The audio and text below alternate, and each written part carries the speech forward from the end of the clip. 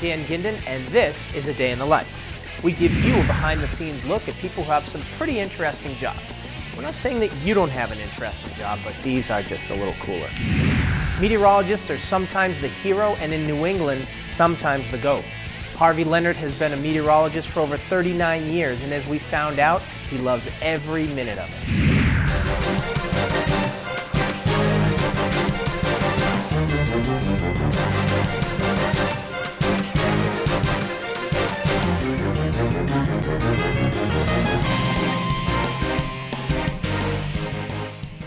News is a fast-paced business, and that includes the weather.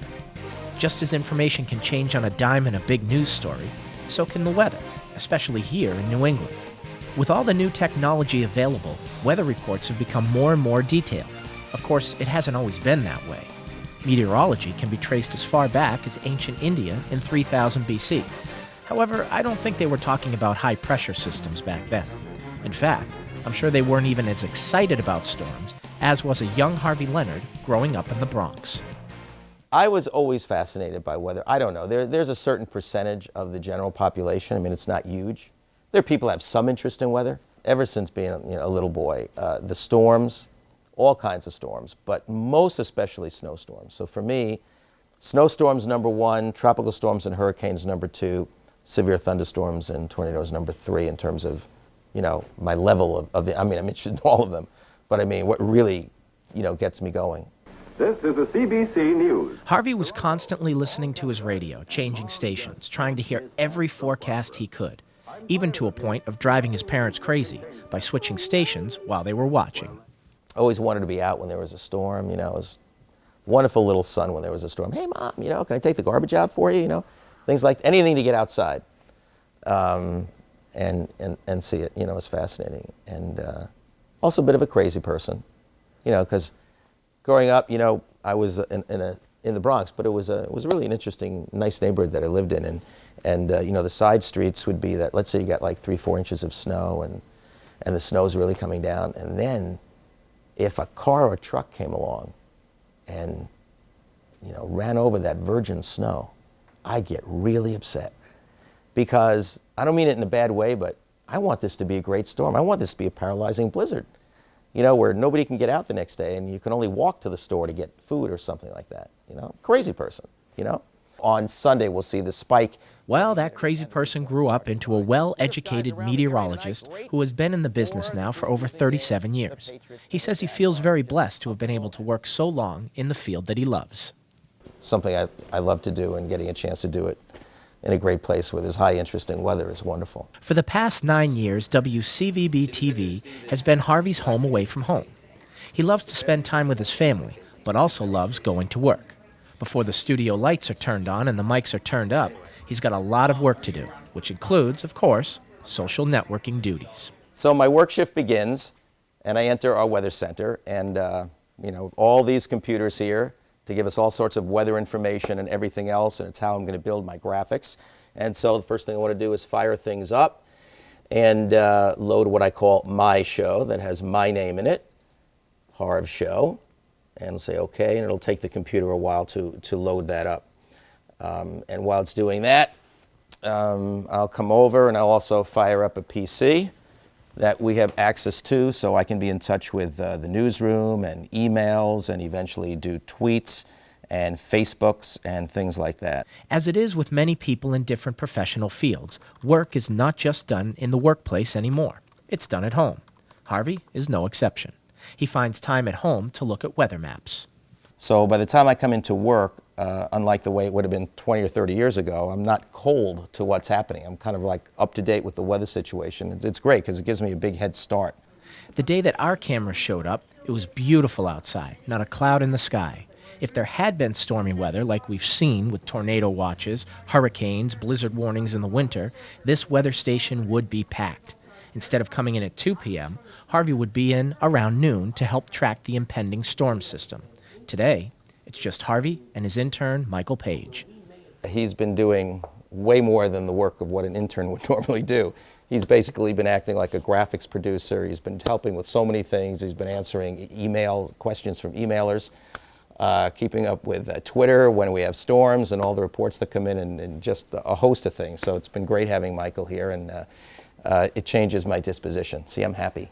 He's someone who's had a lot of experience with these things, even before computers. And now people my age getting into the field are so dependent on computers, sometimes you can lose sight of the actual intuition that goes along with meteorology. So something that Harvey can provide and kind of hopefully pass along to me. But what you see on camera is really what you get with Harvey. He's very nice, very down to earth. So it's been wonderful.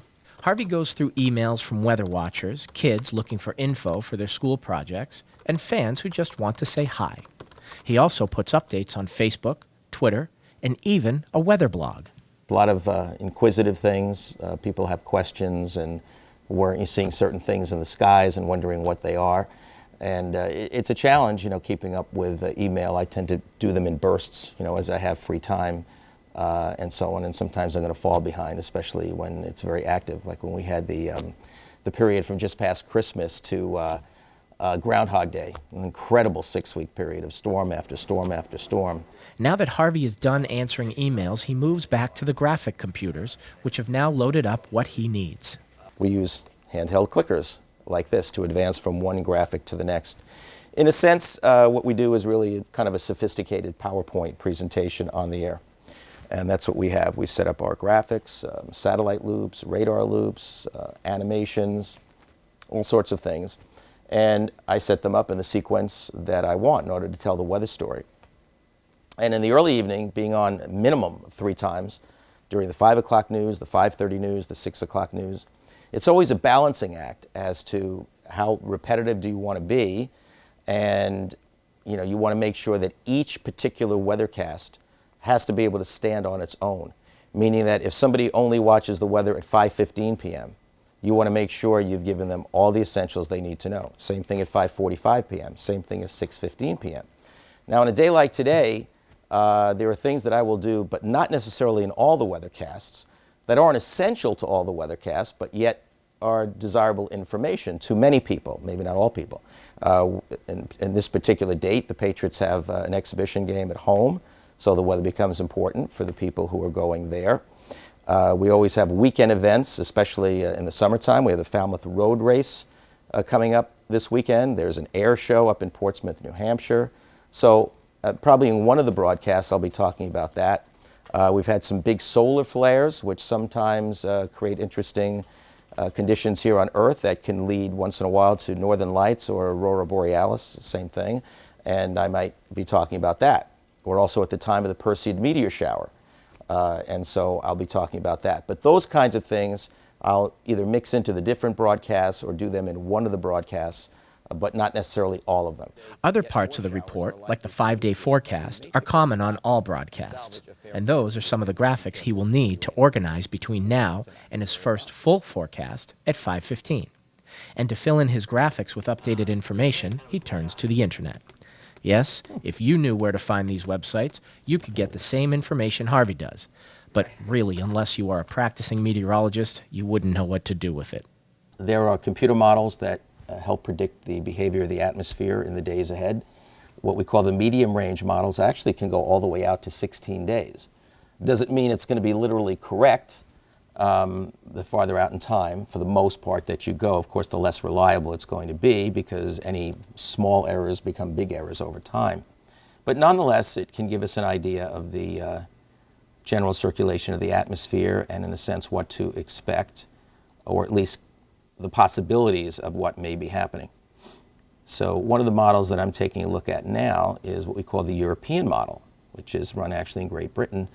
And it's a very good model.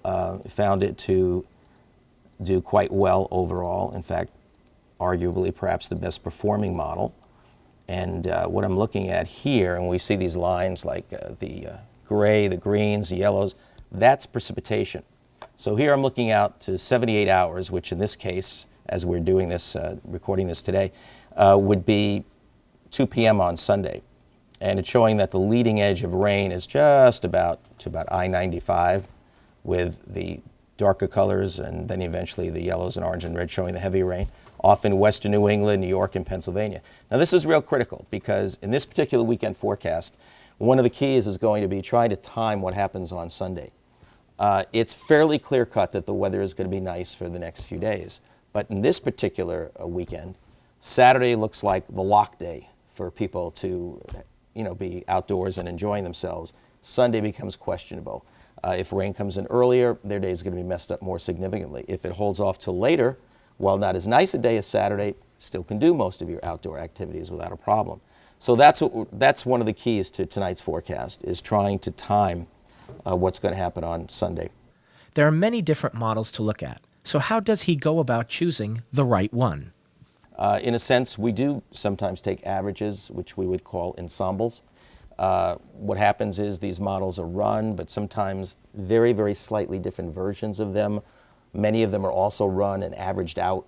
And sometimes the average is better than an individual model run. So we tend to look at things like that. And a lot of it is kind of getting a feel for it. It's the experience. It's working with the different models and seeing how they perform in different situations. And even with all of that, and doing the best you can with all of that, obviously, as you know, it's not going to come out perfect every time. But there certainly are differences between how close to perfect it comes out and how often. And that's what we strive for. We strive to be as accurate, as informative, and as honest as possible. What makes Harvey such a great meteorologist is his desire to work hard and figure out what may have gone wrong with an inaccurate forecast. That sets him apart from other meteorologists that may just say, you can't win them all. Harvey expects to win them all. Even though it's really impossible to be right all the time, that drive for perfection is there. What can I tell you? Sometimes it's a great job and sometimes it's a tough job. The biggest frustration, to be quite honest about this, is to put forth so much effort sometimes and to have the result not be great is really, really difficult to deal with. I mean, that leaves you with such a, empty feeling. I mean, but, there's nothing you can do. You have to always remember that, it is weather, it's meteorology, and if you really think about what we're doing, think about the scope of our planet. And, you really have to know everything that's going on. Everything that's going on everywhere affects what eventually happens everywhere else. And it's impossible to get a perfect representation of that at any one moment around the planet. We do the best we can. So that means when computer models are run, the initial conditions in the computer model are not perfect. So what the computer model is going to come up with can't be perfect because it's imperfect to begin with. It's making it late Sunday night and Monday morning. That's the wettest on this. And still wet Monday afternoon. So Monday is the rain out in Boston on this. So Harvey considers all the different models while trying to come up with his forecast. Along with looking at the averages, he takes into account which models have been more consistent. To Harvey, this process is the most exciting part of the job.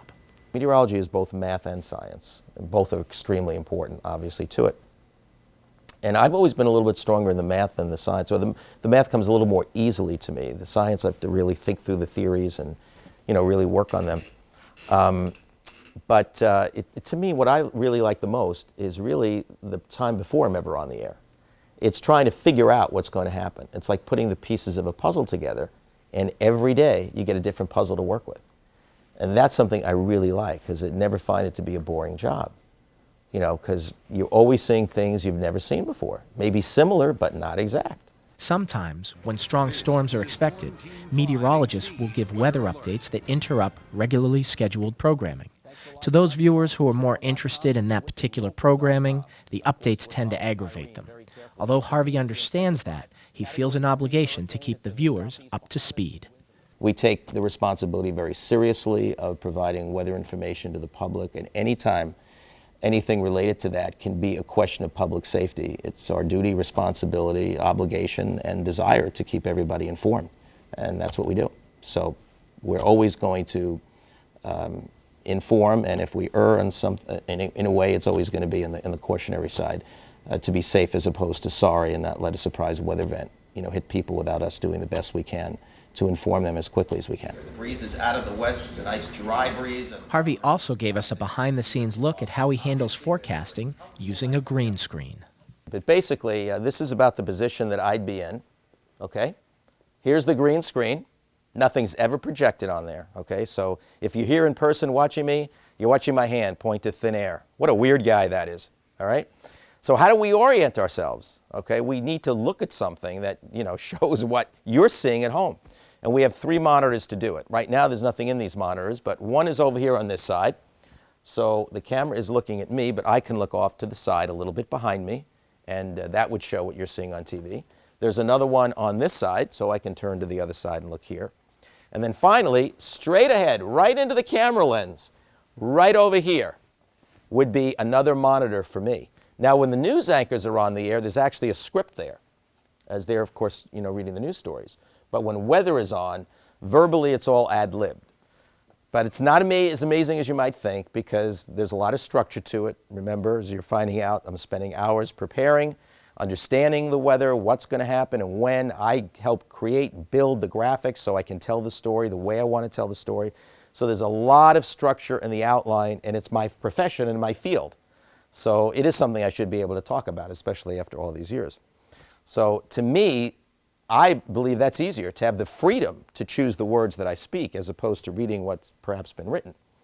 So now sometimes I will have to do some reading over there, because sometimes I'm talking about things that are happening in different parts of the country and things like that, and the news department may have helped write some of that as I'm preparing the local weather. And then the other thing is the Perseid meteor shower. It's time to talk about that. Yeah, I've got a graphic for it. Harvey talks to Michael about which graphics he wants him to work on for his forecasts later in the day. Some of the graphics simply tell viewers what to expect on their drive home, overnight, or just into the next day. However, the dreaded 5 or 7 day forecast can really give a meteorologist a headache. You see an icon and a number. That's great.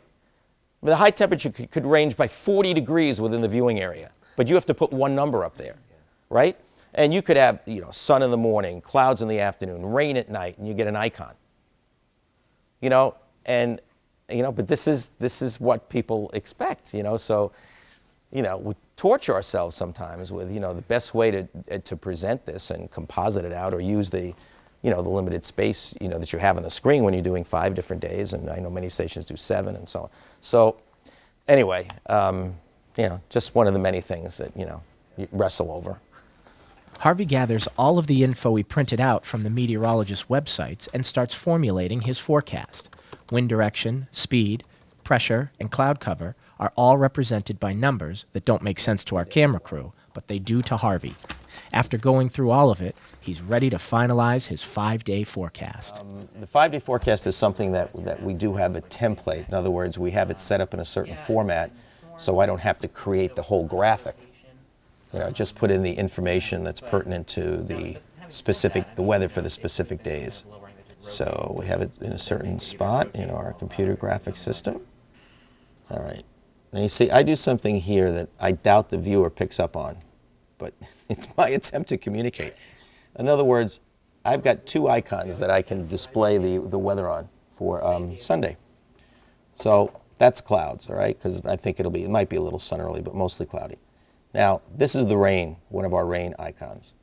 Now, depending on where I place it, to me, I'm trying to give some information graphically onto what part of the day or night will be affected.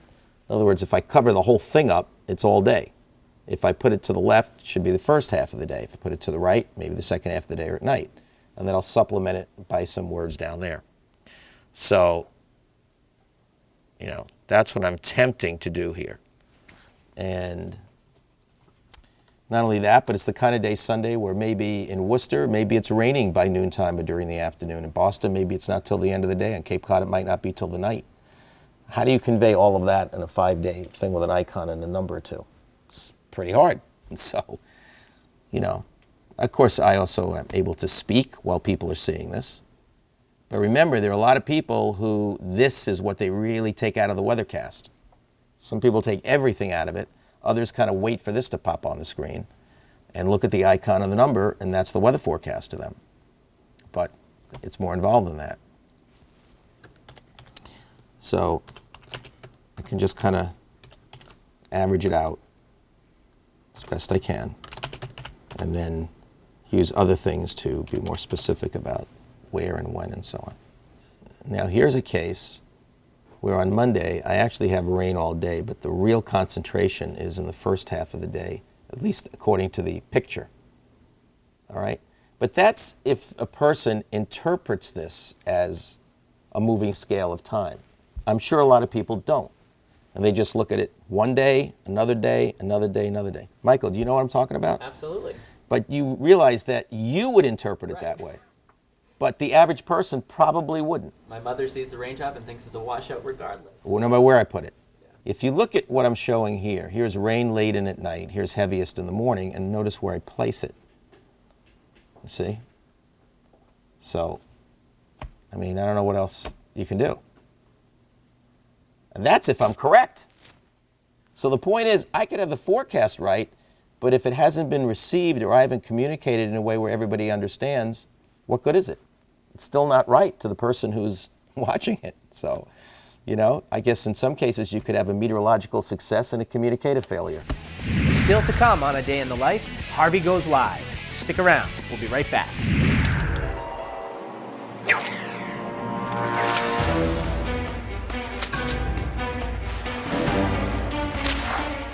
There's no way to avoid a ticket if you don't use your seatbelt.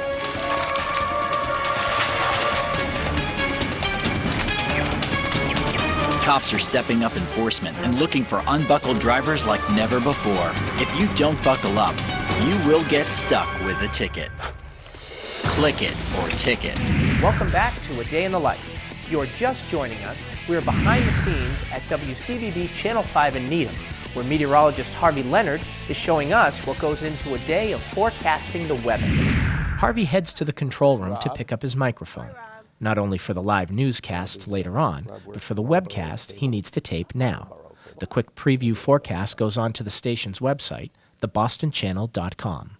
Lots of clear skies, just a few decorative fair weather clouds out there. So beautiful weather tonight at Gillette Stadium as the Patriots begin the preseason with a temperature of about 73 degrees at game time as they play the Jaguars.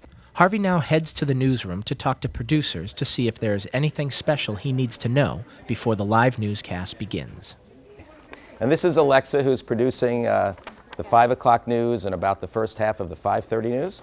And Barb, who's producing the second half of the 5:30 news and the 6 o'clock news, right? You got it right. So, do you guys have anything special for me today? We don't. Because it's a quiet weather day, right? Giving you a break.